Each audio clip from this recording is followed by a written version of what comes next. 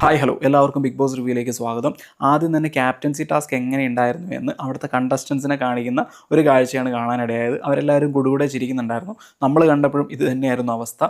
അതിനുശേഷം കോടതി ടാസ്കിനെ കുറിച്ചാണ് സംസാരിച്ചത്. ആവശ്യമുള്ളിടത്തും ആവശ്യമില്ലാത്തടത്തും ഗാന വിനോദ് കൗണ്ടർ അടിക്കുന്നുണ്ട്. അത് ശരിയല്ല എന്ന് വിജയ് സേതുപതി സാറ് മനസ്സിലാക്കി കൊടുക്കുന്നുണ്ട്. പിന്നെ മെയിനായിട്ട് സംസാരിച്ച കേസ് എന്ന് പറയുന്നത് FJ ആതിരേ കേസാണ്. ആതിരേനോട് പറയുന്നുണ്ട് എന്തുകൊണ്ട് കോടതിയിൽ മാത്രം ഈ കാര്യം സംസാരിക്കണം എന്ന് ചോദിക്കുന്നുണ്ട്. അപ്പോൾ ആതിര പറയുന്നുണ്ട് എനിക്ക് ആ ടാസ്കിൽ സംസാരിക്കാനാണ് തോന്നിയത് വിജയ് സേതുപതി സാർ എന്ന്.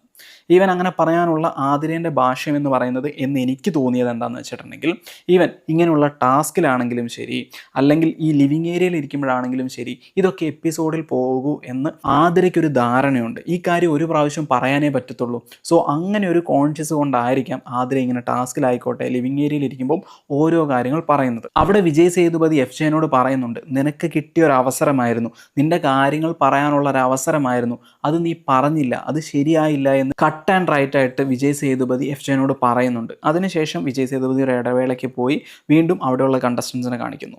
അപ്പം അറോറ പറയുന്നുണ്ട് ഈവൻ ആ കാര്യം ആ കോടതി ടാസ്ക് കഴിഞ്ഞിട്ടാണെങ്കിലും ശരി FJ ആതിരേൻ്റെ അടുത്ത് പോയിട്ട് ബ്ലാക്ക് മെയിൽ ചെയ്തുപോലെയാണ് സംസാരിക്കുന്നത് കണ്ടത് എന്നാണ്.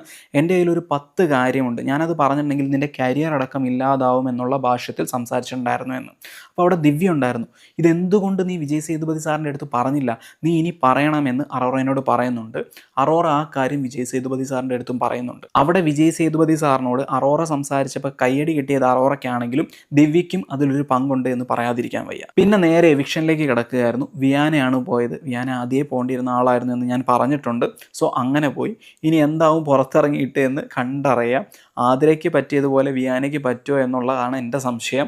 ബട്ട് FJനെ സംബന്ധിച്ചിടത്തോളം ആതിര ആ വീട്ടിലുള്ളതുകൊണ്ട് വലിയ പ്രശ്നങ്ങളൊന്നുമില്ലാതെ മുന്നോട്ട് പോകാനുള്ള ചാൻസ് കൂടുതലുണ്ട്. ഇവർ തമ്മിൽ ഇപ്പോൾ ഒരടിയാണെങ്കിലും FJ അത് മാറ്റിയെടുക്കുന്നുള്ള കാര്യത്തിൽ സംശയം വേണ്ട. വിയാന കാല് പുറത്തേക്ക് എടുത്തു വെച്ചതും FJ നേരെ അറോറേൻ്റെ അടുത്തേക്ക് ചെന്നിട്ട് വഴക്കുണ്ടാക്കാനാണ് ശ്രമിച്ചത്. ഞങ്ങൾ പേഴ്സണലായിട്ട് പറഞ്ഞു തീർക്കാൻ ശ്രമിച്ച കാര്യമല്ലേ, നിനക്ക് എന്തിൻ്റെ കേടായിരുന്നു എന്നുള്ള രീതിയിലായിരുന്നു FJ സംസാരിച്ചത്. ശരിക്കും പറഞ്ഞിട്ടുണ്ടെങ്കിൽ FJ ആണ് അങ്ങോട്ട് കയറി ചെന്നത്. അതായത് അറോറേൻ്റെ ബെഡിൽ ആതിര കിടക്കുകയായിരുന്നു. അവിടെ സംസാരിച്ചുകൊണ്ടിരിക്കുന്നതിൻ്റെ ഇടയിൽ അറോറേനോട് FJ സംസാരിച്ചിട്ടാണ് ഇവർ വീണ്ടും 3 പേരും കൂടി ഒരു കമ്മ്യൂണിക്കേഷനിലേക്ക് വരാനുള്ള കാരണം. എന്നിട്ട് ഈ കാര്യം അറോറ വിജയ് സേതുപതിയോട് അഡ്രസ്സ് ചെയ്യുന്നുണ്ട്. അപ്പോൾ വിജയ് സേതുപതി പറയുന്നുണ്ട് നിനക്ക് പറഞ്ഞിട്ട് മനസ്സിലായില്ലേ, നിനക്ക് എന്തെങ്കിലും പറയാനുണ്ടെങ്കിൽ പറഞ്ഞ് തീർക്ക്, അല്ലെങ്കിൽ നീ ഇതിങ്ങനെ പറയാതിരുന്നിട്ടുണ്ടെങ്കിൽ നിൻ്റെ ഭാഗത്താണ് തെറ്റ് വരുന്നത് എന്ന് വിജയ് സേതുപതി ക്ലിയർ കട്ടായിട്ട് പറയുന്നുണ്ട്. നീ ഒരു കാര്യം ചെയ്യും എന്നിട്ട് എല്ലാവരുടെയും മുന്നിൽ സംസാരിക്കാൻ വയ്യ, എന്നിട്ട് പേഴ്സണലായിട്ട് ബെഡ്റൂമിൽ പോയി സംസാരിച്ച് തീർക്കും. ഇതാണോ ശരി എന്ന് Vijay Sethupathi cut and right ആയിട്ട് വീണ്ടും സംസാരിക്കുന്നുണ്ട്. നിന്നോടൊരാൾ നല്ലതുപോലെ നിന്നിട്ടുണ്ടെങ്കിൽ നിനക്കത് ഓക്കെയാണ്, നിന്റെ തെറ്റുകൾ പറഞ്ഞു വരുമ്പം നീ എന്താണ് അവരെ എതിരിടാൻ പോകുന്നത്, അത് മനസ്സിലാക്കാൻ ശ്രമിക്കാത്തത് എന്ത് എന്ന് FJനോട് ചോദിക്കുന്നുണ്ട്. അത് കഴിഞ്ഞിട്ട് വിയാനേനെ വിളിക്കുന്നു. വിയാനേനെ വിജയ് സേതുപതി യാത്രയാക്കുന്നു. അതിനുശേഷം അടുത്ത പ്രശ്നം ദിവ്യ സാന്ദ്ര തമ്മിൽ. സാന്ദ്ര ലിവിങ് ഏരിയയിൽ ഇരിക്കുമ്പോൾ, അതായത് ദിവ്യ സംസാരിക്കുന്നതിന് മുന്നേ തന്നെ അവിടെ അടുത്തുള്ളവരോട് പറയുന്നുണ്ടായിരുന്നു എനിക്ക് പീരീഡ്സ് ആണ്, എനിക്ക് ഇത് കഴിഞ്ഞ ഉടനെ തന്നെ വാഷ്റൂമിലേക്ക് പോകണമെന്ന്. അപ്പോഴേക്കും ദിവ്യ വരികയാണ് ഉണ്ടായത്. അപ്പം സാന്ദ്ര എണീറ്റ് പോയി. ശരിക്കും പറഞ്ഞിട്ടുണ്ടെങ്കിൽ അവർ തമ്മിലുള്ള ക്ലാഷ് കാരണം എണീറ്റ് പോയതല്ല, സാന്ദ്രയ്ക്ക് പീരീഡ്സ് കാരണമാണ് എണീറ്റ് പോയത്. ഇതറിയാത്തവർ അവിടെ ഉറക്കം സംസാരിക്കുന്നുണ്ട് ഇത് ശരിയല്ല എന്ന്. അപ്പോൾ അവിടെ നിന്ന് സാന്ദ്ര ഉറക്കം വിളിച്ച് പറയുകയാണ് എനിക്ക് പീരീഡ്സ് ആണ്, അതുകൊണ്ടാണ് ഞാൻ പോകുന്നത്, ഞാൻ വരാമെന്ന്. സാന്ദ്ര വന്നതിന് ശേഷം സംസാരിക്കാൻ എന്താണെന്ന് വെച്ചിട്ടുണ്ടെങ്കിൽ ഇന്നലെ സാന്ദ്ര ദിവ്യനെ കുറിച്ച് ഒരു അക്യൂസേഷൻ വെക്കുന്നുണ്ടായിരുന്നു.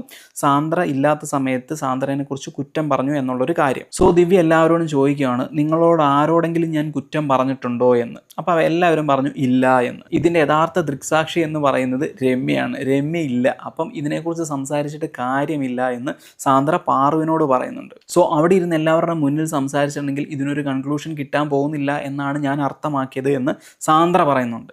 ശരിക്കും പറഞ്ഞിട്ടുണ്ടെങ്കിൽ ദിവ്യയ്ക്കും സാന്ദ്രയ്ക്കും എന്തെങ്കിലും പ്രശ്നം ഉണ്ടെങ്കിൽ അവർ 1 to 1 ഇരുന്ന് സംസാരിച്ചാൽ തീരാവുന്ന പ്രശ്നമുള്ളൂ. എല്ലാവരുടെയും മുന്നിൽ വെച്ച് ഇങ്ങനെയൊക്കെ സംസാരിക്കാൻ തുടങ്ങിയിട്ടുണ്ടെങ്കിൽ ഇത് വലിയ പ്രശ്നമായി ഇവർ തമ്മിൽ മാറുള്ളൂ. ഇന്നത് കാണാനും ഇടയായി. സോ ഇത്രയൊക്കെയുള്ളൂ ഇന്ന് review. Thank you for watching.